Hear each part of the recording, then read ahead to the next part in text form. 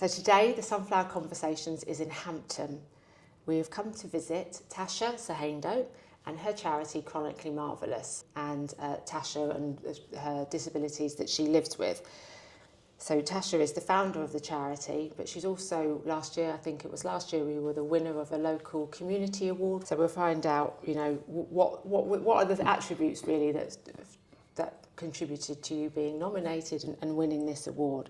So charities really are the caring arm of society and our communities. They support individuals, they support families, but I want to know, who are the people behind these charities? We know very large charities, Oxfam, well, there must have been one individual behind that who's created that. So I think it would be really great to understand your motivations, what the aims and the objectives of what Chronically Marvellous are, and just to find out a little bit about your journey really, and why you set it up and who it's supporting. So thank you so much for inviting me and the community to your charity today. Thank you. So one of the things we need to obviously point out is that Tasha has a lot of health conditions which are chronic. Therefore, she is experiencing brain fog. So she's got notes. I have got my notes here as well. So Tasha's got her notes, but there might be some pauses between answers, and that's just the reality of living with chronic health conditions and pain and everything else which goes along with it. So let's start off with our first question, which is, I know that you're wearing the sunflower, yes, and you have two of your children also wear the sunflower. So you're talking about lived experience, and you obviously value the purposefulness of the sunflower. But can you share with us today, what disabilities do you have? Okay, so I do have quite a few. I would say the main ones, I have systemic lupus, which is an autoimmune disease that basically attacks the healthy cells, tissues and organs, skin, literally any part of your body from head to toe. It's quite brutal, it's debilitating, and the majority of my days are actually spent in bed. I also have dilated cardiomyopathy, which led to heart failure, and so it means that my heart doesn't pump very well, and I get very breathless, short of breath, and on a good day I could probably take like maybe about, up to 20 steps or something before having to stop and sit down, or I might need some oxygen. In the warmer weather it's quite difficult because I'm on a fluid restriction of 1.5 litres a day, so it's not a lot to drink. So yeah, I do manage just by having ice cubes throughout the day, or like ice lollies, just to keep myself hydrated. My goodness, fluid restriction. Yeah, otherwise my heart gets overloaded, and then I'll end up with really swollen ankles or around my tummy, and then obviously that's not very good because then I'll have to drain it out, and it's more pressure on the heart as well, it has to work harder. Okay. And then there's some neurodiversities as well with you in the family, yes, and so your daughter. I was diagnosed with autism when I was 19 years old. I didn't know much about it then as I do now. I didn't really know what it was and what to expect. I always just knew that I didn't really fit in, and for years, I don't want to call them friends now, but I had people around me who just thought that I was odd or weird and didn't really fit in, and didn't behave in a way where they were expecting me to behave. So yeah, since then my children have been diagnosed. My eldest daughter is also autistic, and my youngest too as well. And I've learned so much about it and through them as well, and also as well to accept who I am, and it's okay.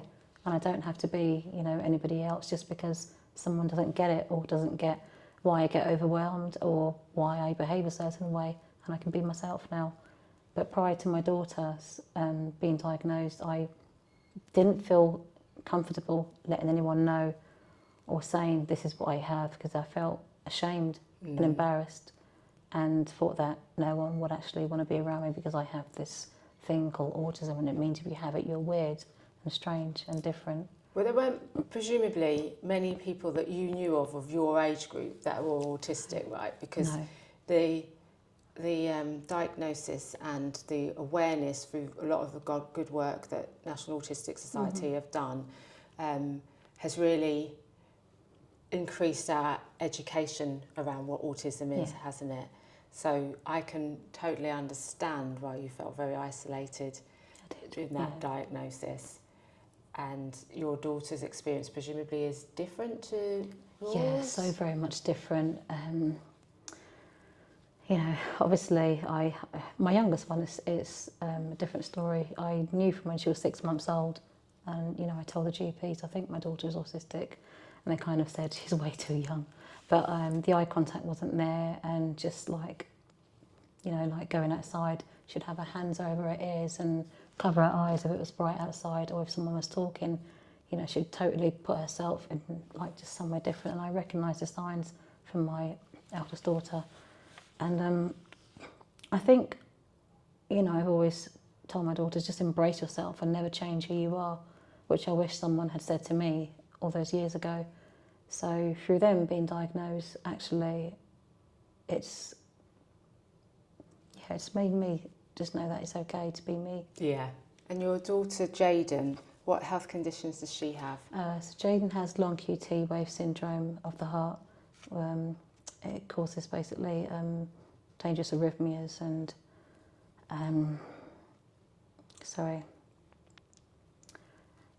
all the children have the gene, so it's a tough one. I find it really difficult to talk about the kids. Sorry, Yeah, when, you know, that's it's myself. I can speak about it, but it's hard because when they first got diagnosed, I was in a really tough place in 2021. I was literally told that I had a few weeks to live, and then I got that phone call to say, "Oh, we've got the results back for your children. They have the gene, and we need to get them on beta blockers right away." So I think for the first couple of years, I still do it occasionally, but not so much. I will go to the children and place my hand on their heart just to make sure they're still breathing, especially if they're quiet. Yes. Or there's a little pause. Yeah. I get severe anxiety, and I just think, okay, what's going on? You know, I'm feeling, or I wake them up because you have to be careful. You can't startle. A loud noise can make them have a dangerous arrhythmia, which can cause a cardiac arrest, and you know, or it could just be getting too excited or doing strenuous activities. So every day So you is a have to stressful avoid- day as a mum, It is, yeah. managing and monitoring, and obviously as the children get older, then you're not with them all the Yeah, time. So yeah, then it's like that helplessness in that sense. Yeah, definitely. So what are some of the challenges and barriers that you experience, you know, with your lupus, your heart condition, your neurodiversity, and you know, I guess that's going to lead us into why you created the charity. I will say that because they're invisible and you can't see it, there's been a lot of like judgment from people that don't really understand it. For instance, when I was wheelchair bound quite a lot for a number of years, I would get people looking at me and saying, "But I saw her walking yesterday," or "I saw her with a walking frame. Why is she now in a wheelchair?" Or "Why is she now using a stick? I think she's faking it." Oh, yes. And I think for me, the hardest part was my family. You know, when I've spoken to a relative and said, you know, I'm quite unwell, and they'll say, "Well, you were fine yesterday. What's wrong with you today now? There's always something going on with you." And they just don't understand what it's like. You know, every day is different. It doesn't mean that there's great days, but you always have a baseline, and you know that if something, you know, is going on more, it's usually a flare-up of all your symptoms just going crazy. Say, for instance, if I've pushed myself too much in one day, I know that the next few days is going to be tough for me, and it may send me in a flare-up, and then I may be bedbound for weeks or months at a time, just because I went out and did that thing. You know, that thing called living life. Well, that's it. And prior to being diagnosed, it's just a daily activity. So that could be something as far as just doing the shopping in the supermarket, presumably. Yeah. Something, you know, things that we take for granted. Like going to the supermarket, coming down the stairs to open the door for the postman and just grabbing the mail, just doing up my buttons because I have, you know, really bad arthritis. Just everyday things that I guess I didn't see the beauty in before I became unwell. Yeah. Whereas now I appreciate the little things so much more, and it means so much more to me right now. And arthritis, is that linked to lupus in any way? Or? Yes, it is, yeah. So I have arthritis and also osteoporosis as well. So I'm quite, you know, well, I have a condition called also as well, EDS, which is Ehlers-Danlos syndrome. So I get a lot of dislocations and fractures and things as well, quite easily. I would say the biggest challenge for me with all these conditions, obviously, you know, going from fit and healthy, running marathons and being able to do what I want to do, it's learning to pace myself. I found that really challenging in a beginning way. And it was a little bit of denial as well, like, you know, no, I can still do this. And if I do it, that means that I'm not so bad and I'm going to do it because I can do it. And then pushing myself so much and then crashing and then actually doing more harm and becoming more unwell and then coming down with more diagnoses. Because that's the opposite, isn't it? Because an athlete, and that's obviously where your brain was. Yeah. That's the mentality you have to have, isn't it? It's Yeah. push. You've got to keep on pushing to improve and get better and get faster and get stronger, get fitter. And this is a total switch. Yeah, it's a total switch from, you know, literally running mini marathons, short marathons, to literally only being able to take a few steps a day. It's cruel. Yes. But I'm going to get to why Chronically Marvellous was born. Yes, you are. So I was going to ask, just to get a little bit more into like you. Yeah. What does a day in the life of Tasha look like in terms of looking after your family and coping, managing the symptoms? Okay, well, my time is spent in bed. I don't really leave my house much unless I have a medical appointment. Okay. So I do everything from bed, emails, calls, whatever needs doing. I'm just in bed, and I have like a little desk that I basically it stands up, and I can just put my laptop on there.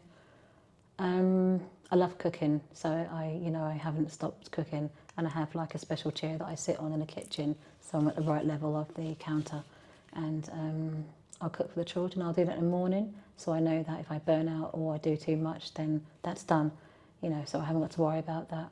But it is difficult, obviously, having also children who are autistic as well, and having to get her ready for school, and just everything else, feeding, toileting, literally everything, so it's difficult, it's tough. I do have a carer that helps me out a huge amount, and also my older children, but they're not local to me, so that can be tough as well. A typical day would be like waking up. I'm a total insomniac. I don't get much sleep at all. Sometimes it's due to pain, or it's just due to, I don't know, like a load of symptoms or things going on through my mind. So it'd be to wake up, obviously, sort the children out, make sure they're ready for school, breakfast and things like that, and then sorting myself out. Usually by the time I've had a shower, I'm completely wiped out, and I'll need to have a little rest, recovery, like for that as well, before I can get up and do anything else. And then I'll prepare dinner. Sometimes I batch cook so that it's already there, so we know what we're having for the next few days, because I don't know what the days are going to be like. And that's pretty much it. I just go with the flow. But me, as mum, I wear several masks. I have masks for the children, and then when they're at school, I can take it off and be in pain and, have a cry and just be myself. But I tend to hide it from the younger ones a lot. Yeah. So, they see me in the morning, I'm in agony, but I'm just like, morning girls, come on, let's get ready. You will never know that I'm suffering or struggling so much, never. Yes. And then, I see the time and it's like, okay, it's coming to 3:00, pull yourself up, Tash. It's really tough. And it's really Showtime hard. in a sense. Yeah, showtime, mask back on again. It's like, how was your day? How's it going? Right, okay, we've got this for dinner. Come on in the kitchen, let's talk about your day, let's do this and do that. And Helping with homework. Yeah, helping with homework, sitting down. But I like sitting at the table with the children, because I found that we have a conversation. Yes. And it's one of my highlights of the day, because we come together then. After that, it's like homework and everyone's in their bedroom, and you know, I've got teenagers, and yeah, so it's like, yeah, that's our little time together. I think the dinner table is the thing that can hold a family together. Yeah, definitely. It? The kitchen. Yeah. Growing up as well, for me, the kitchen was the place to be. It's where everyone is just happy, music, cooking, and everyone's together. You are listening to the Sunflower Conversations. Remember to hit subscribe. So what made you decide to set up Chronically Marvellous? Okay, to cut a long story short, I was very unwell in 2021, and I was told that basically if you're here in a few weeks, it's going to be a miracle. And I had a conversation with one of my GPs. They're very good at my GP service, and basically I said, you know, like, am I ever going to get better? Because I've gone through this whole thing where I've spent literally 10 months in hospital. Am I going to get better? And she explained to me, this medication is for that, and that's for that, and that's for that. Nothing here is going to make you better. They're all to control your symptoms. Okay. And that was a wake-up call for me. That was when I thought, oh my God. You know, I'm popping these pills every day, up to 30 pills a day. And I think to myself, okay, I'm taking this because it's going to get me better, because we think that medication helps to get better. And then my bubble was completely popped. There was nothing on the list, and all this medication that's going to make me better. It's just to relieve the symptoms. And everything that I have is progressive. So there's no getting better. So I reevaluated things, and I thought to myself, well, you've always wanted, you're always in a helping capacity, and you love helping people, and that's what I do best. You know, I train as a counsellor, I train as a nurse. It's where my heart belongs, you know, helping other people. So I thought, what actually is stopping me? It was always about, well, you know, I need to get a bit better first. My health needs to be a bit more stable. Well, actually, it's not going to, and tomorrow's not promised. So what are you waiting for? What are you waiting for? This is your dream. This is what you want to do. Get it done. Wow. I literally just woke up one morning and I said, JD, I've got an idea. She said, oh God, Mum, what is it? She said, Mum, you have a look in your eyes. And I'm like, what is it, Mum? What idea have you got? And I said, I think I want to set the charity up now. Yeah. And she was like, oh, the support group you were talking about. And I was like, yeah. So it started with that, and then it just grew into something huge. Yes. Overnight, literally. Well, tell us, what are the services that you provide? The services that we provide, obviously, the main one that's you know, so needed right now due to waiting lists and everything, is the counselling services. So we have counselling services with qualified counsellors who volunteer their time, actually. They're all volunteers. My entire team is a bunch of volunteers. The CEOs, the directors, no one gets paid. It's just purely, you know, because they believe in the mission, believe in my vision, and basically want to help me to basically deliver that. Yeah. And that's so beautiful for me, you know. So yeah, it was just waking up that morning and just realising that now's the time, it's now or never. So besides the counselling services, we also do wheelchair. So we give wheelchairs out, we give mobility scooters out. It's for people who are housebound and, you know, they have no way of getting out, or like myself, too breathless or too much in pain, you know, and they can't get out of their home. Because one of the things I noticed out myself when I couldn't get out of the home was that I developed like some kind of social anxiety because I hadn't been out for such a long time. It was like, okay, I'm scared to do this now. Am I going to be okay? And it was hard. So that's one of the things that I never want anyone to go through, to be stuck indoors and they can't get out just because they can't afford a wheelchair or because they can't afford a mobility scooter. So that's my mission, to remove that barrier, and so people can socialise again and go to the shops, pick up their little one from school, or just be out in nature.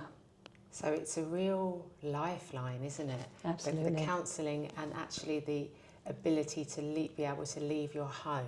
Yes. That is, you know, that's like that you're doing that with two hands. Right, I've got you. Come on. Yeah, literally, because it's very isolating when you have a chronic illness, because friends don't call you anymore for invitations. You don't really get invited because obviously, usually 9 out of 10 times it's, I'm not feeling very well, so they stop calling. Stop asking. And it can be a very lonely journey. Yeah. You know, so having like a support group, we run support groups weekly as well, online and in person.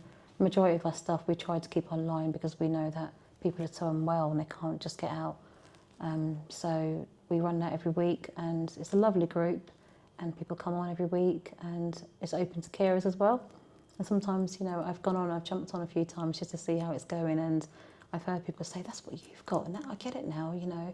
And it's like, yes, Mum, that's what I've been trying to say. So it's also raising awareness as well, and also, you know, allowing people to be heard and seen without any judgment, and knowing that that's their space, and they can literally talk about anything, you know, how their day was, how their appointment was, and it's just a lovely... Yeah, in a non-judgmental, safe environment. Yeah, exactly. And so is it just people from the local area, or you're online, so is it national? Like, it's national, yeah. We have a few from America that actually come, and the time difference is crazy. So I think, God, it must be like about 5 a.m. where they are. Yeah. But they come every week, and it's so lovely because, the support group leaders as well, they're amazing as well. Again, volunteers, everyone's volunteers giving their time, and I don't think they realise how much I appreciate them. They always say to me, you know, Tash, you're so inspirational, but actually I always think they are. Because without them, you know, without having that army beside me, I couldn't do the vision, I couldn't do what I want to do and what needs to be done. So I need a team behind me. Absolutely, and I don't think you can ever undervalue what a team is, because you might think, you're thinking about sports or whatever, but no, it's not. It's if you get that concept of the team and it doesn't work, you know, if you think about I'm going to relate it back to football, but if you really think about the most successful way, PSG won the Champions League. They didn't win it. There wasn't one player that won it. It has to be a team. And absolutely. So acknowledging the people who are with you to do this, and obviously but being guided by you and your, you know, your relentlessness to support people. Yeah. So you're wearing the sunflower. I mentioned at the beginning that you and your children wear it. So can you share with us, like, how important do you think the sunflower is, and in what ways does it support you and your family? Okay, well, for me, I think the sunflower is incredibly important because it, you know, brings awareness and understanding to those living with non-visible conditions like myself, my children, and, you know, a number of other people as well. I think that a lot of people can face daily challenges that aren't obviously immediately obvious, and just, you know, by wearing this sunflower, it helps signal that someone may need extra time, support or patience without having to constantly explain their condition repeatedly, go over things, which can be tiring, and also some people are not able to explain themselves. So it is, for me, my children, it gives us peace of mind. I find that mostly in the busy supermarkets, busy places, public spaces, I think people treat you with a little bit more kindness because everybody knows what this is now. I haven't been anywhere where someone's not recognised it. That's brilliant. That's great to hear. Good news. So I would say that it helps you feel seen and supported as well. And it also, again, like I said, it reduces the stress of having to justify a disability that others can't see. So, I think that when you wear it, there's a little bit more compassion because they already know that you have a hidden disability. So you might get someone helping at the till and say, would you like some help to pack your bags? Yeah. And it's nice that they don't just assume and start packing. You know, we always get asked, would you like some help? And I'm like, yes, please. You know, so it's lovely. And I've been to Tesco with my little one as well recently, and she wears it, the lanyard as well, the sunflower lanyard. And we were given a box, and it basically had ear defenders, it had a fidget toys, and a few other things as well. So to make the shopping experience a little bit more pleasant and, you know, tolerable. And is that a rental? And that's you new. hand it in at the... You hand it back when you finish, but it's just there and you can ask for it. So that's just like, you know, if all supermarkets can adopt that, that would be amazing. Yeah, because that made a huge difference. Yeah, I mean, I think we've all had that experience when we've been in the supermarket and seen a child really struggling with that environment. The National Autistic Society, I mentioned them again, a few years ago, they did a campaign called, I've got brain fog, I can't remember what it was called, Too Much Information, that's it. And with the with this project, they created a VR video. Okay. Mm. So you would put on headphones and then you would hold a cuddly toy and then you would watch this film. So you were basically the child in the film. Wow. And the child goes into a shopping centre with his parent, and you're seeing the shopping centre through the eyes of the child who is I've autistic. seen it. You've seen I know it? exactly what you're talking about. And it Yeah. actually can make you so overstimulated that you end up taking the headphones off because it's so intense. So that was great, and that was a long time ago. So I'm really glad and delighted to know that Tesco's are doing this. They're incorporating the sunflower lanyard in that bag as well, aren't they? Yes, they are. Because that's really helps to get that access to just daily activity, something that's actually necessary. Absolutely. I mean, not many people go to the supermarket for fun. Yeah, no, not at all. But yeah, I remember watching that video, and I remember, you know, like bawling my eyes out. Yes. You can literally hear everything, the photo booths flashing, Yes. the lights, and a little thing dropping on the floor, the smells of the perfume shop, and it was just too much. Yeah. And sometimes people might look and think, oh God, that child's out of order and, you know, has no manners, and they have no idea. Perhaps maybe that should be an advert Yes. Yeah. on primetime TV. Oh, yeah. It might raise a lot of awareness. Definitely. Do you have any little pearls of wisdom for, you know, if you were to be able to go back in time to say to Tasha, young Tasha, you know, what would your advice be, rather? I'm not actually going to say what the advice would be because I'm not you, so I don't know. But what would you... Before I became unwell? Yeah, you know, sort of in terms of that, the road that you've had to go down, and I would say it's not a road, it's a mountain you've had to climb and continue to climb, and the feeling of isolation, the total worry about, you know, the chronic health conditions. So you've got autism, then, which is not a chronic health condition, of course, but what I'm talking about is lupus and the arthritis and your heart condition. This is presumably where the charity is set up. So, you know, if there's somebody who's starting on that health journey, you know, in terms of like being kind to yourself, like what advice would you have? I would say listen to your body. If it's screaming at you and you're struggling, you need to rest. And resting actually isn't being lazy. It's needed for recovery and also to enable you to have better days. Don't push yourself, always listen to your body. That's where I went wrong, I think. Yeah. And I would take that advice now and say, yeah, just rest whenever you need it. And always hold on to hope. Never give up on hope. Because, you know, it doesn't matter how bleak things look. Nothing stays the same. It can't stay the same forever. So eventually something has to give. Yeah. And just, you know, hang in there. Good. Great advice. And finally, how can people reach you? Oh, they can reach us through the website, which is www.chronicallymarvellous.org.uk. Reach out. We also do, you know, a lot of mindfulness walks in Kew Gardens as well. Oh, nice. And we do mindfulness workshops and also pop-up cinemas as well. Amazing. Yeah, so we, you know, there's a lot going on, which is great. And right now I'm putting out in the universe that I would like a minibus. I would like to be able to collect people that can't actually leave their homes on their own, even if they have, you know, a wheelchair. So minibus. You can scoop them up and bring them. Pick everybody up and then, you know, be able to bring them back home again. That's, I think like that's a really... something I'm really dreaming of right now and working on. And you're on social media, aren't you? You've got an Instagram account, and that's Chronically Marvellous as well. That's right.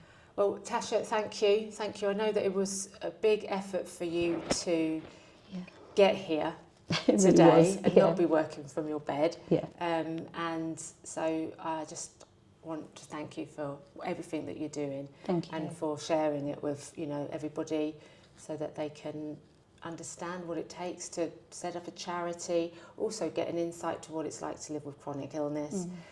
The 20 paces, that's, you know, that's hard. So thanks very much. Thank you very much. It's making me feel very welcome. Thank you. You're welcome.